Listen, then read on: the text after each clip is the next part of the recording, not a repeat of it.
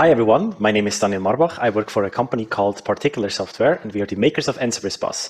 A very warm welcome from my side from the sunny Switzerland, in the middle of Switzerland, central Switzerland, for the .NET Summit 2020 talk. So this talk is going to be about do-it-yourself and async message pump lessons from the trenches.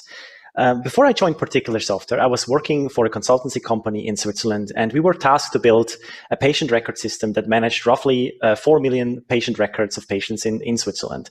It was a huge legacy system that was running on 13 servers, had million lines of code, and it was evolved over time. We actually started around the .NET 1.1 timeframe and continuously evolved the system over time.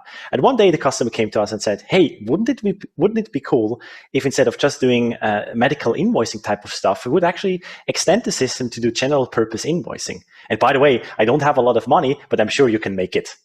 We were like, no, not really. Has it ever happened in your project? I'm sure it has.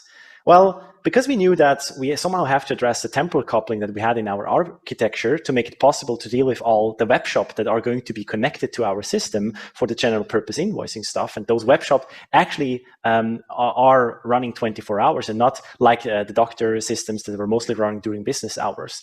We said, well, we want to leverage a message queuing system to be able to better scale and predict the load and not lose any requests, or even worse, lose the maintenance window. Because like I already said, we are actually, as consumers, we're actually accustomed to web shops being available all the time. So even right now, if you're listening to this talk, you could basically, in parallel to hear me talking, you could open up, for example, your cell phone, browse on your favorite web shop of the day and order whatever fancy thing you want to order, right? And that can be during the middle of the night or during the daytime, it doesn't really matter. Well, we started around a small use case, which was around invoice refunds, and we went to the drawing board and discussed the new architecture approaches that we wanted to choose. We choose a step-by-step approach because we couldn't really afford to microservice the shit out of the system, for lack of a better term, I'm sorry. This is the architecture that we came up with. So we were still using WCF services at the time. We had a lot of Windows services. It was working fine. It was still at that time, it wasn't like the newest technology, but I mean, you probably know it. If you have a million lines of code, you can't just like rewrite everything from one day to another. The WCF services were most of the time actually sending direct requests to the backend services, which then wrote into the database using ADO.NET. And we used the SQL Server cluster to actually store the data. So what we realized was that whenever the refunds came in from all the web shops, what they mostly did is once they actually sent in the refund, they started querying the shit out of the system in order to get to see what happened. I don't know if that's something that is quite common in the PHP world. We had mostly WooCommerce and other PHP platforms connected to our services that were sending in those invoice refunds. Maybe there is some misconception somewhere that people think the more you actually poll a system, the faster the request will be handled. I don't know. Anyway, we needed to address this in some way. So what we did is we essentially, once we got the request on the WCF service, we wrote an invoice refund state into a query cache in the demilitarized zone. Then we created a refund command and put it into a messaging cluster. At that time, we were using MSMQ because it was already available on the Windows service that we were using. The backend system then, whenever it had time, could essentially pick up that refund command or invoice refund command, could do its processing right against the database. And whenever we had some problems with the database, for example, we had huge structures and indexes that weren't entirely optimized we were also working on that. Or for example, when we got transaction timeouts, we were actually able to retry those messages. And then once we had successfully handled those messages, we could then just publish an invoice refunded event back to the queue, which then was subscribed by the demilitarized zone, which then updated the front-end query cache. So what we can say is, well, we had a really good, we had achieved a temporal decoupling of the front end versus the back end. We had really good scaling vectors because we could basically do competing consumers on the queues. We had good throttling semantics. So for example, when the storage cluster could only handle a certain amount of requests per second, that could be controlled by essentially tweaking the consumers on the queue. Like I already said, when something happens wrongly on the database, we could then retry those calls, and we had nicely encapsulated the business transactions that were sent against the stateful middle tier into messages. So we could also say that we had intent capturing requests as messages. So we were like really fully bought into this messaging world. So we had the next tough decision to make once we had this initial architecture thoughts already set up. And the decision were, should we essentially, even though we're using MSMQ, should we essentially write our own abstraction that basically leverages the underlying MSMQ APIs and encapsulates it nicely so that every developer in the team, and we were many at the time, could actually write meaningful business code without needing to worry about the plumbing aspect. So we actually were thinking about, should we build our own messaging abstraction library, for lack of a better word, or should we buy something off the shelf? Something off the shelf could be a commercial product or could also be an open source product where we get professional support services alongside with it. That's why I use the term buy. By the way, in this project that I was talking about, we went for buying a messaging abstraction library, but in another project that was also part of, we didn't, because there we thought, like, after all, building a messaging library can't be that hard, right? Well, let me walk through some of the challenges that we faced in building a robust and reliable messaging library or abstraction, so that should you ever be tasked in one of your projects to actually do something like that, you can benefit from the pain points I've already went through and suffered through, and I lost a lot of hair of it. I'm not sure if you can see it, but I already lost quite a bit. So no, just kidding. It's probably not because of that, but we never know, right? Okay, so but before we do that, we actually have to talk about what are the basic features that we do expect from a messaging middleware. So I took the initial architecture drawing that we did again as an example, and we can see we need in the .cf services, we need something that basically is sending messages to the queue. So what that means is it needs to map the business intent, the message, and hopefully a command or something like that, puts it into a payload, serializes it, and then sends it into the right destination queue. And then on the other hand, in the Windows services, we need something that actually receives the messages, right? So that the task of this receiving component, so to speak, has to get the message out of the queue, dispatch the business logic in a safe way, and then eventually publishes further messages, hopefully events, to the destination queue that are subscribed to receive those events. And of course, what's also important is that we require this everything to be safe. Should something go wrong, like I described, that the receiving is actually retried and no messages are lost. Sounds super simple, isn't it? Let's see some basic code. So before we actually see the demo, I would like to show you some basic code in C#.NET using the task parallel library, how a reliable message pump could look like. And that's actually the initial version that we started with. So here on the screen, we see a bunch of C# code. It's quite a lot. Don't worry, you don't have to understand all of it. I will dive into different pieces of the puzzle while explaining it. And I will also share at the end of this talk a repository should you wish to dig further into the pieces of the code. So what we can see here is we have a start method. And in the start method, what we do is we create a cancellation token source. We get the cancellation token, as you probably already know. And if not, I'll mention it here. .NET implements corporative cancellation, which means is the implementer is actually tasked to check whether they can cancel the requests or not. So we fire off a pump task, and that pump task responsibility is to loop until it gets canceled, receive the payload from the queue, and illustrated here by a value tuple containing the payload, which could be a read-only memory or a byte array, and some headers, because usually most queuing systems differentiate between the actual payload and the headers or the metadata, so to speak, that are associated with the messages. And once we get the headers and the payload, we then deserialize the payload and potentially the headers, depending on the format that we're using, into the actual logical payload or the business payload. It could be a JSON deserialization, XML, or whatever format you need to use. And then we execute the business code illustrated by await handle messages. So what I'm showing here a sort of a polling API that basically does long polling over a queue to verify if there are messages in there. Of course, certain type of SDKs that you're going to use provide higher level capabilities or sort of push capabilities, so that you might not need to have this while loop in place, but the underlying SDK does it for you. But it really depends on the queuing system that you're going to use. And like I already mentioned, some SDKs have, and some queuing technologies have, the differentiation between payload and headers, and some don't. And then you actually need to differentiate that yourself and create an additional transport message that deals with that. And that's basically almost all of it. And then here I have the handle message, and here for the sake of this demo, the handle message just does an await task delay of 1,000 milliseconds, and then it outputs something to the console. Good.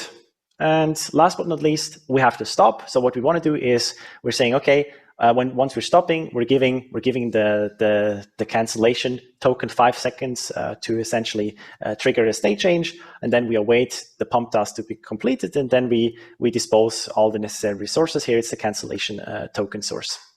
So that's basically all that you need to do to write a message pump that fetches messages from the queue. So the sending part, well, I spent quite a lot of time on exploring the receiving part. The sending part, I didn't really show it because it's pretty straightforward, isn't it? Because we're basically serializing headers and the payload, like we already said. We send it to a destination queue. Somehow we need to map what the destination queue it is, open up the connection, and then send the payloads to that destination queue, including the headers. I will explore the challenges lurking in the sender-side implementation a little bit later, but for now, that's basically all we have to worry about as an illustrative example. So let's recap what we just saw in the previous code so that hopefully you can remember the high-level points after we dove a little bit deeper into the TPL and C# stuff.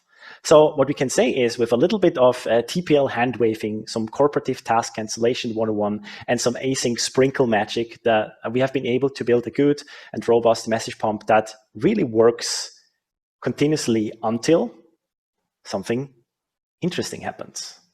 Well, the rush hour.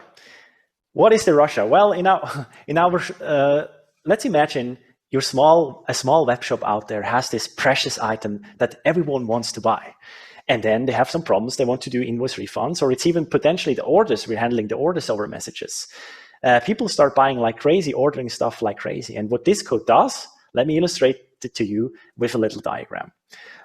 So what we can see is that once a message is in the queue, the message pump takes out that message, invokes the handler, and once the handler is done, it then executes, takes the next message out of the queue, does the spiel, and invokes the handler, and that's it. So what we can see is the message pump that we just wrote handles one message at a time, right? So depending on the execution speed of this code, the queue will start filling up if we have a lot of orders that we receive during the rush hour. So what we can say here is, in the messaging world, we have what it's called the critical time. And the critical time went through the rooftop. What is a critical time? Well, the critical time is the time that is spent between a message being sent and when it's fully processed. And so it's a combination of what we can say the network send time. So that's the time a message spends on the network before it's arriving in the destination queue. Then the queue wait time, which is the time a message spends in the destination queue before it's being picked up and processed. And then we have the actual processing time. So that's the time it takes for the destination endpoint to actually process the message, right? So as a very simple example, we can say is, if the handler time takes 1 second, then the processing time is 1 second. If we have 3 messages in the queue and the 4th message comes in, right, it takes at least 3 seconds until the 4th message will be handled, because the processing time takes 1 second. I now neglected the network send time. Let's imagine it for now, it's 0. So what we can say here is the critical time for the 4th message is at least 3 seconds. And depending on the network send time and other potential latencies, it will be much more, okay? So we said, well, we can address this easily. Let's put our sleeves back and get some coding done. And I will show you the code. But before we dive into the code, I would like you to illustrate what we just saw on the diagram by running the code that you previously saw on the slides. So let's have a quick look. So when we run the first version of the message pump, we can see is we're executing one message at a time every 1 second, and then we are completed. Like we said, we are engineers, we are coders, right? We can solve everything with code. So let's put our sleeves back and let's throw in some concurrency. After all, it isn't that hard, right?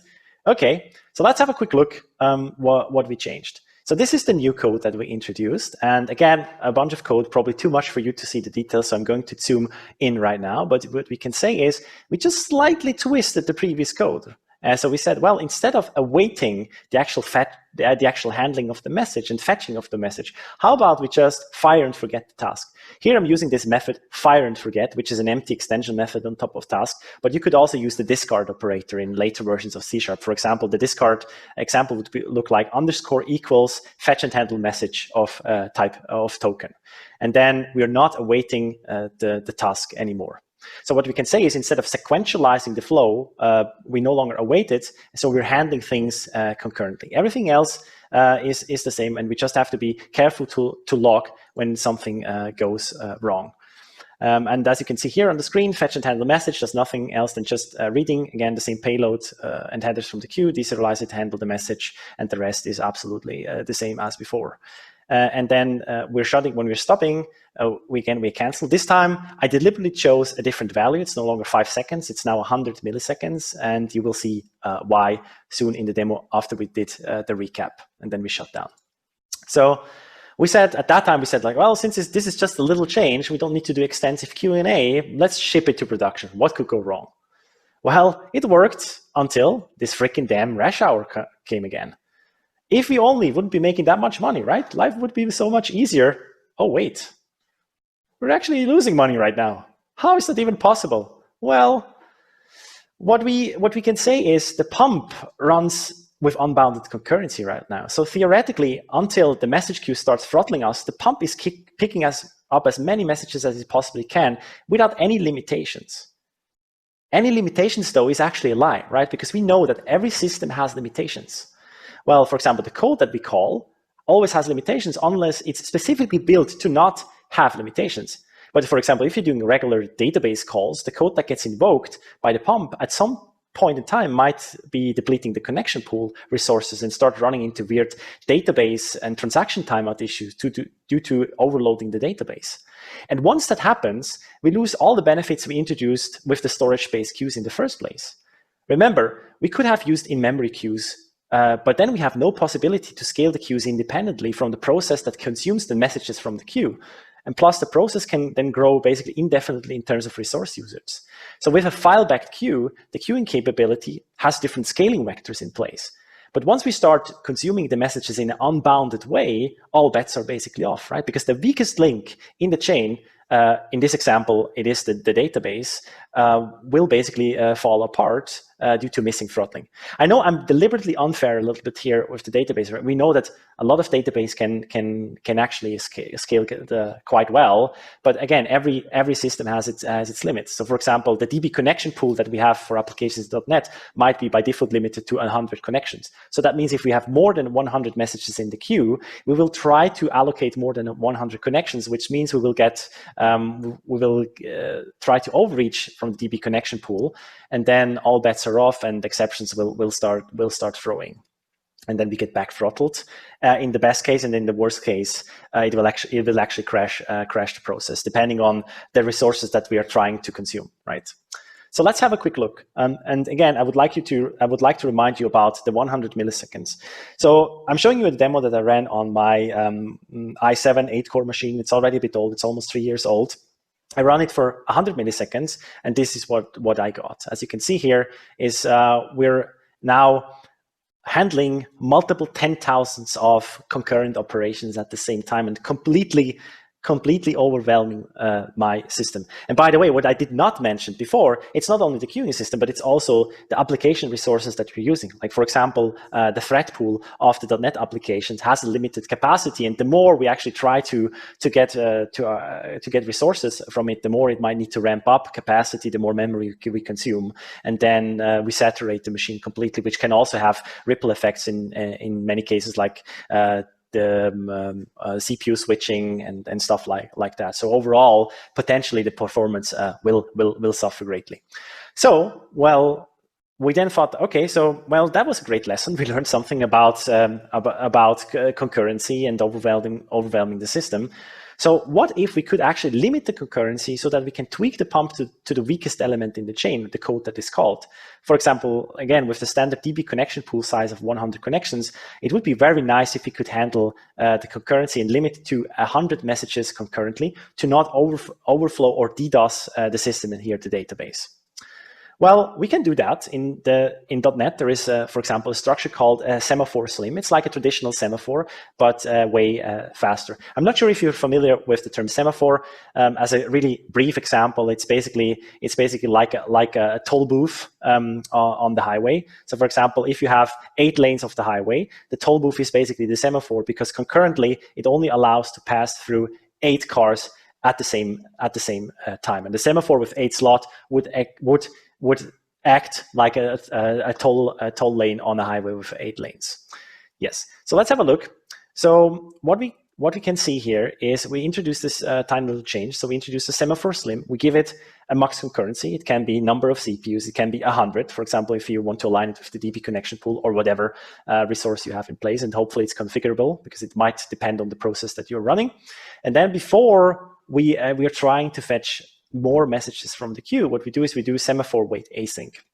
So that means if the semaphore still has slots available, the semaphore wait async will not block and it will continue. And then we fire and forget, like before, the task that fetches and handles the messages and releases the semaphore.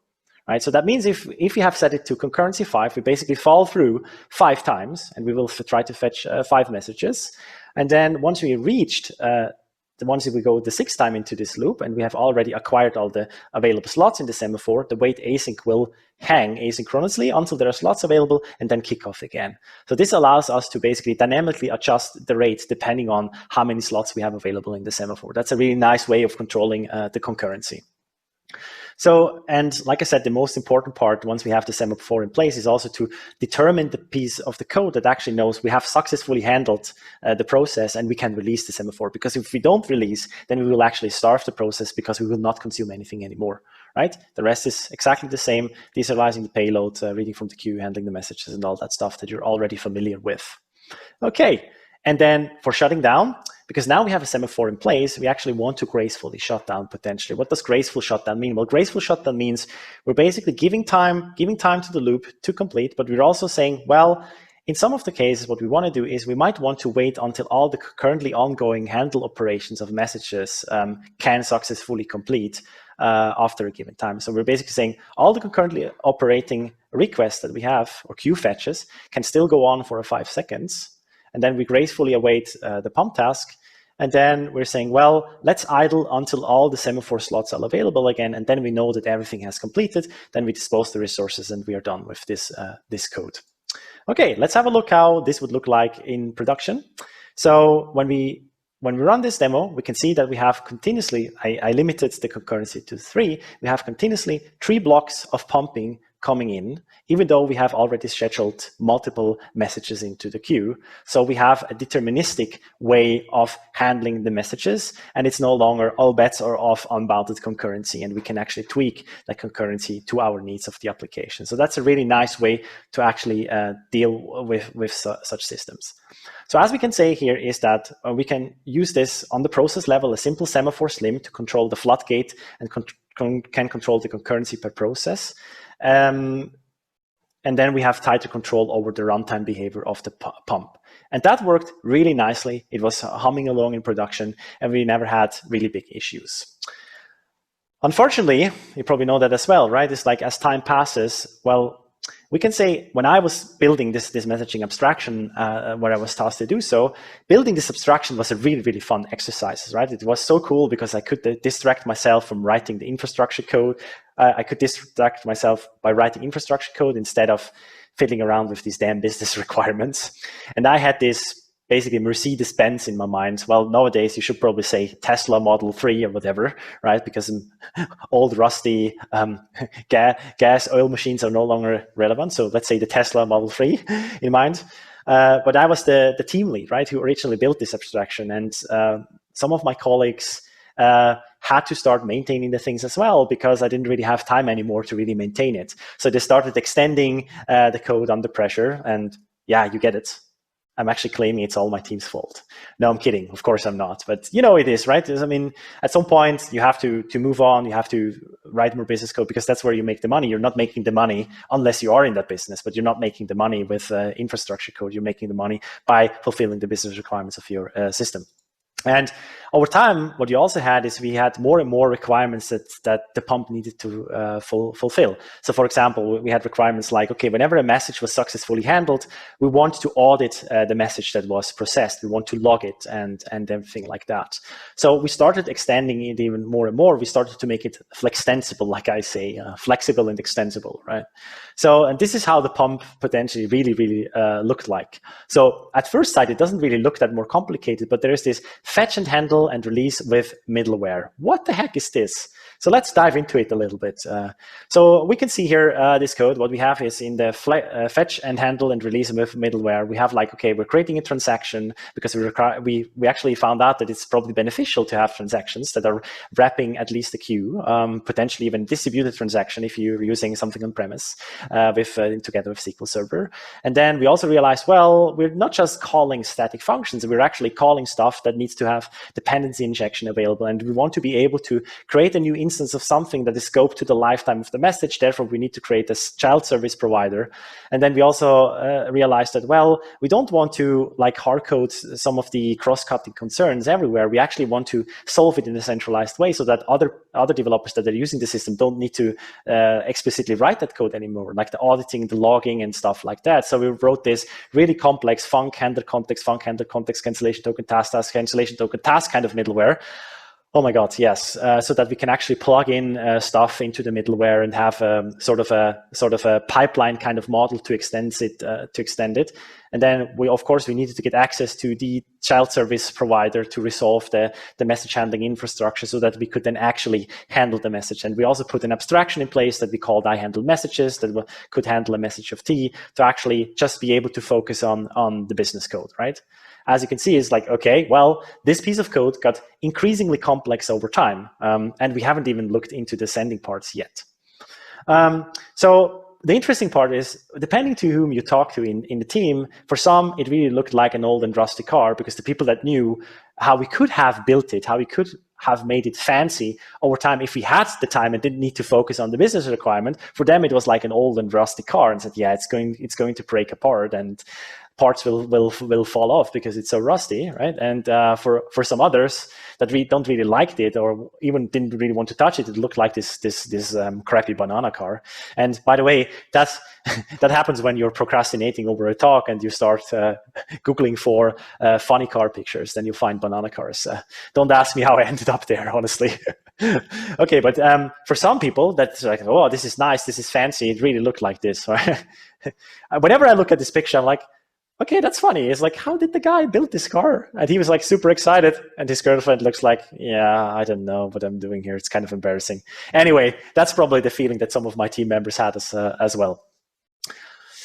Good. But now we actually have talked about the basic bits about the sending and receiving, as well as a little bit of transaction handling that I showed in how the pump really looked like. But once we have to actually build reliable and robust middleware code, we also have to have a deeper look at transactions, and we want to at least think about transactions. So what we can say is the code that is executed under a message being received is never side effect free, right? So as part of the code, you might send out other messages or you save some state into the database. So with on premises with MSMQ and SQL Server, if you know what you're doing, the transaction can automatically enlist with this distributed transaction coordinator under a transaction scope. So what we can say is when the pump starts the transaction, it fetches messages from the queue, fetches the message, executes the code, and then it sends the messages as a transaction to the destination and also operates on the storage. And if everything was successful, it then commits, or in the non-successful case, it aborts the transaction. And this piece of code, like I said, with for example, SQL Server and MSMQ on premises, it can actually enlist into what is so-called distributed transaction coordinator if it's being run under its transaction scope. So that means both the sending messages and the manipulating data are guaranteed to be executed eventually as a whole or rolled back as a whole. So the way that you structure your code and your sends and your publishes with the data access doesn't really matter.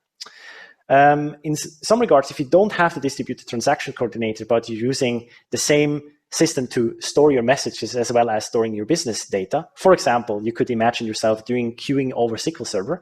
Then you're storing the messages for the queues in SQL Server as well as your business data in the SQL Server. Then you don't need distributed transactions. What you then need to do is you need a way to share the transaction that is spawned by the message pump to receive the message from the queue with all your business code, so that all the business operations that you're executing against the SQL Server are participating in the same transaction, so that if something goes wrong, the transaction is rolled back, and then that means the message is back into the queue and no business operation rights have occurred, right?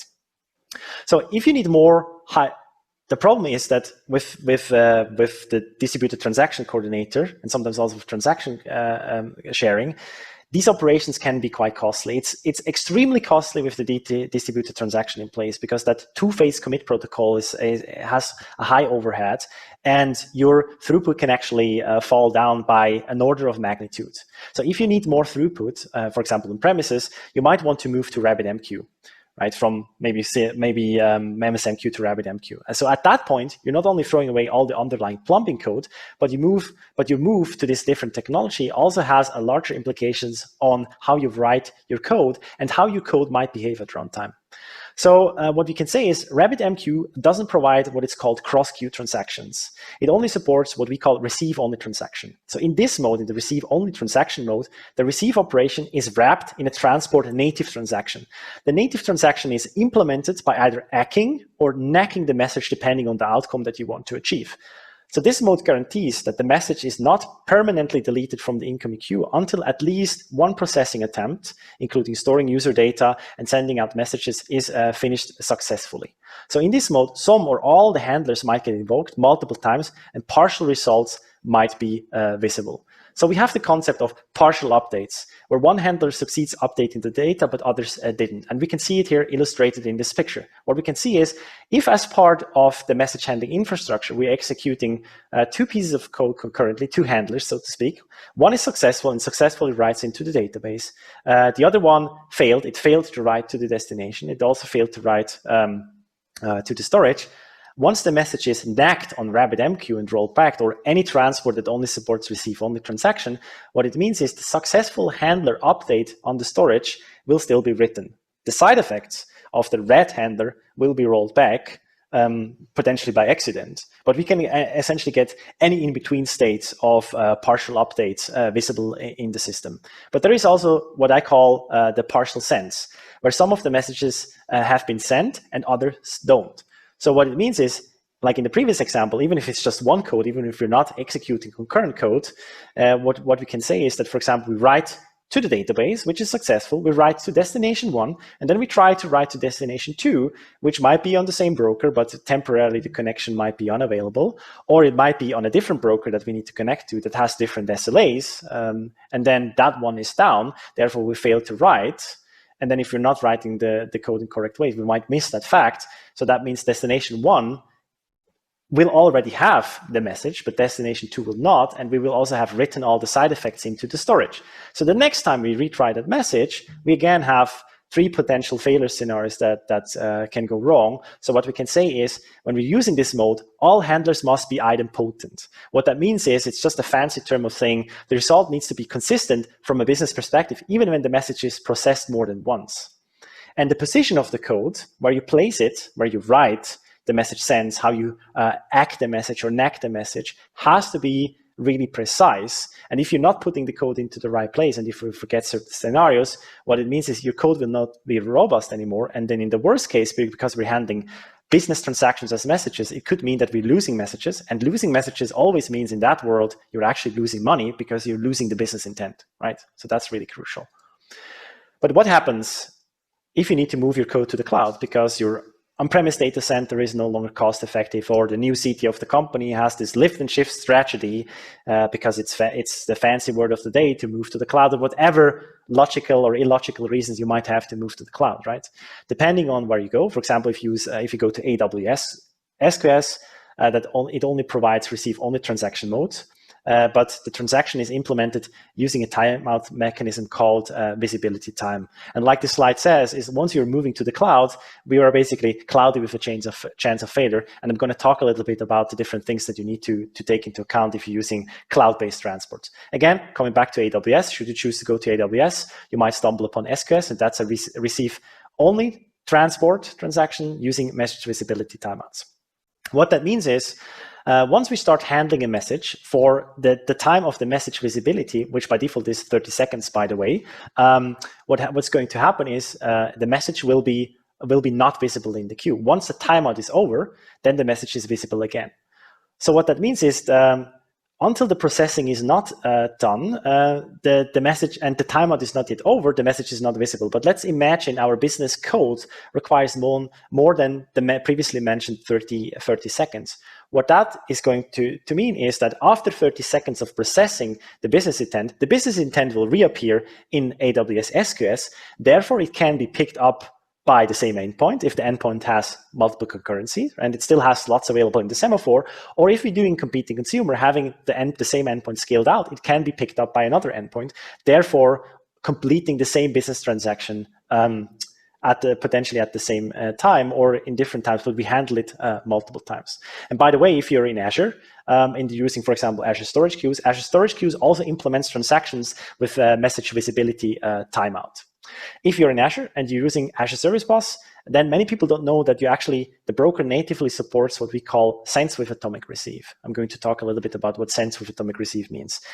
Sense with Atomic Receive works with a send via header and the transaction scope that is wrapping only the SDK operations, and they are allowed to enlist in a volatile fashion on that transaction scope. What that means is your business transaction, for example, your SQL writes, your SQL connection cannot enlist in this transaction scope. Only the Azure SDK transactions can enlist, and the transaction scope needs to spawn all the message operations. So you would need to clearly separate the message operations from the actual business rights, and you need to wrap the whole transaction scope from the SDK perspective around that code, or properly suppress it where it shouldn't be visible to the underlying, for example, SQL rights. So it's a fairly complex operation, but it is supported. And what it means is that transport actually supports that outgoing operations can enlist in the currently received transport transactions, and this prevents messages being sent to downstream endpoints during retries. Let me quickly illustrate that here on this slide. So when we start a transaction, we wrap the transaction in a transaction scope. Then we execute the code, and then the destination writes to destination 1. They're actually not done directly to the destination, but they are actually sent as a transaction attached to the currently received message into the input queue. And then the next write is also done to that input queue.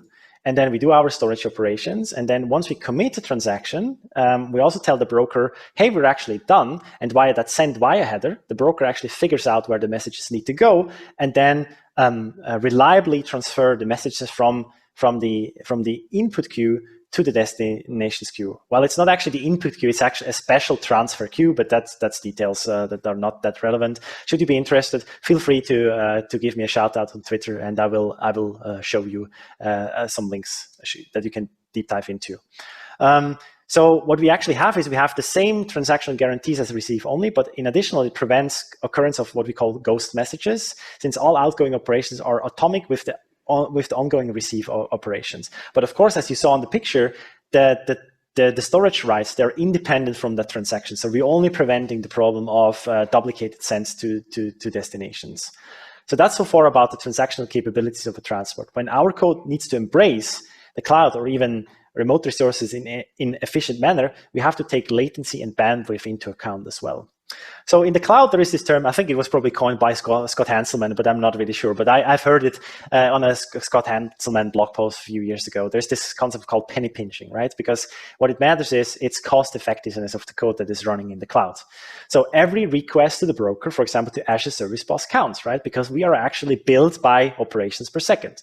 So for example, with Azure Service Bus, the first 13 million operations per month are included, and the next 87 operations are billed by, I think, roughly 80 cents, US dollar cents per million operations. And that sounds like an awful lot of requests that we can make against Azure Service Bus. After all, 13 or 87 millions is a huge number, isn't it? Right?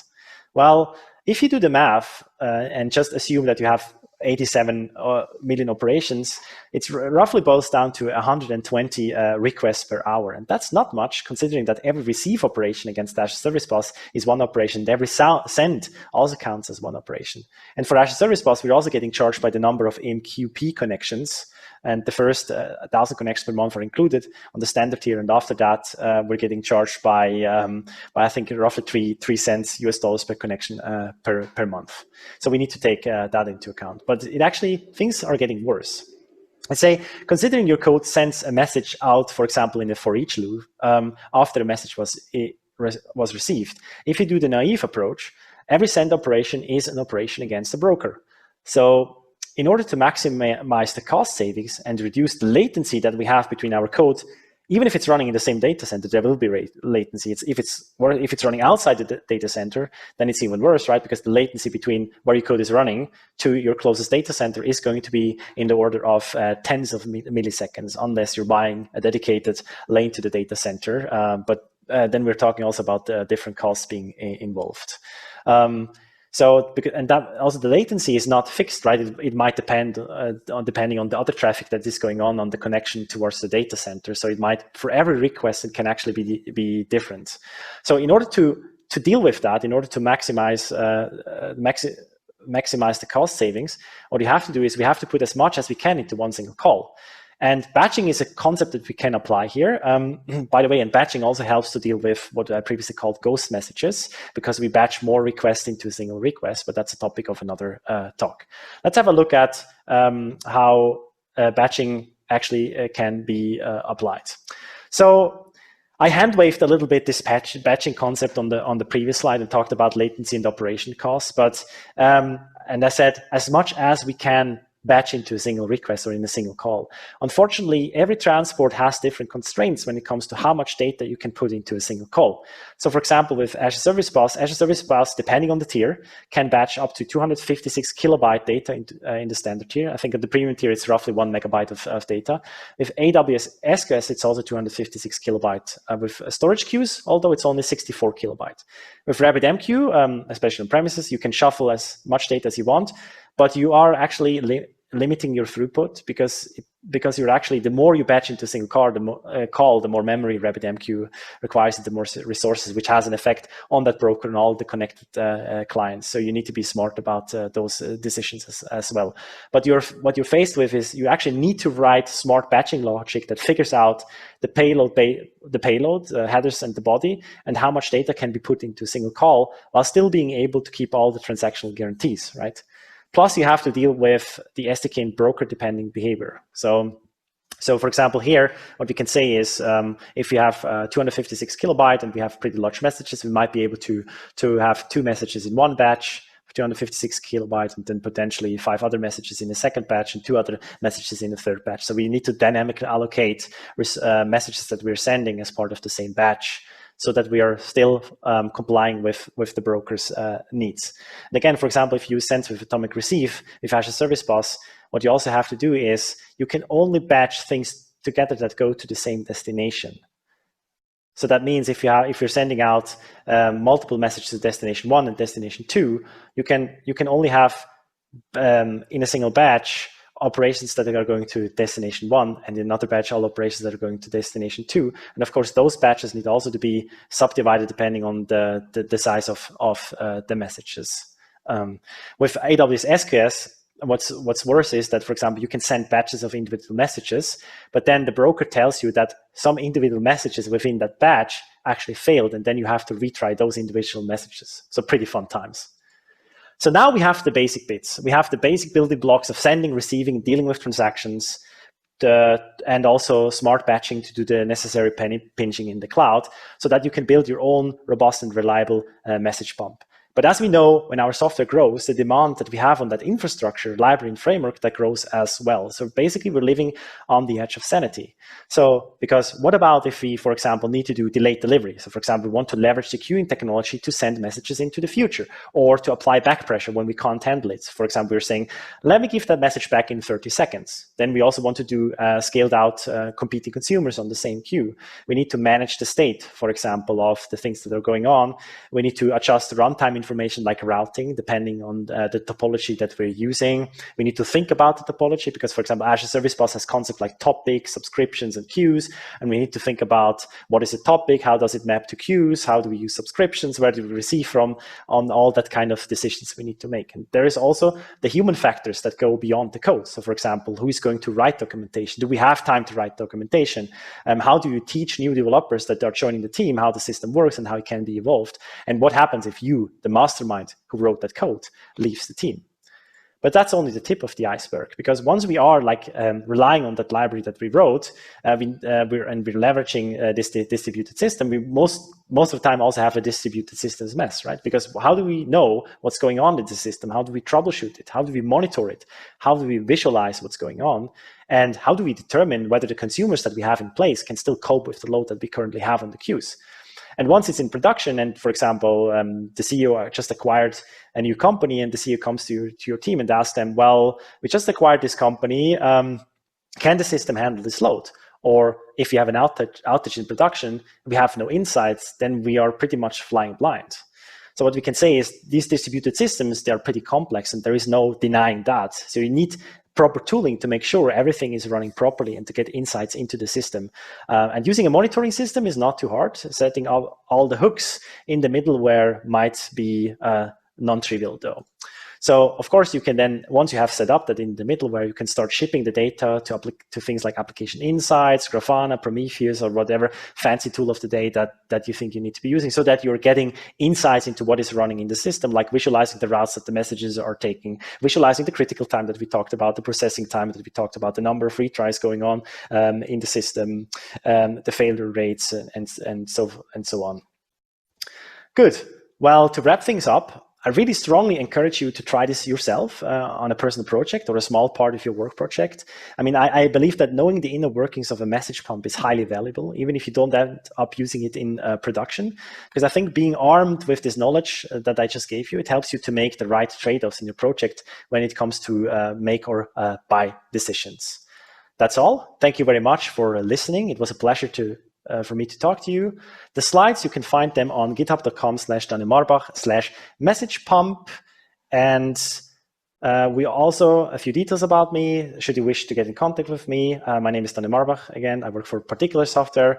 You find me on Twitter under @DanielMarbach. You can also find me at daniel.marbach@particular.net should you wish to send me an email.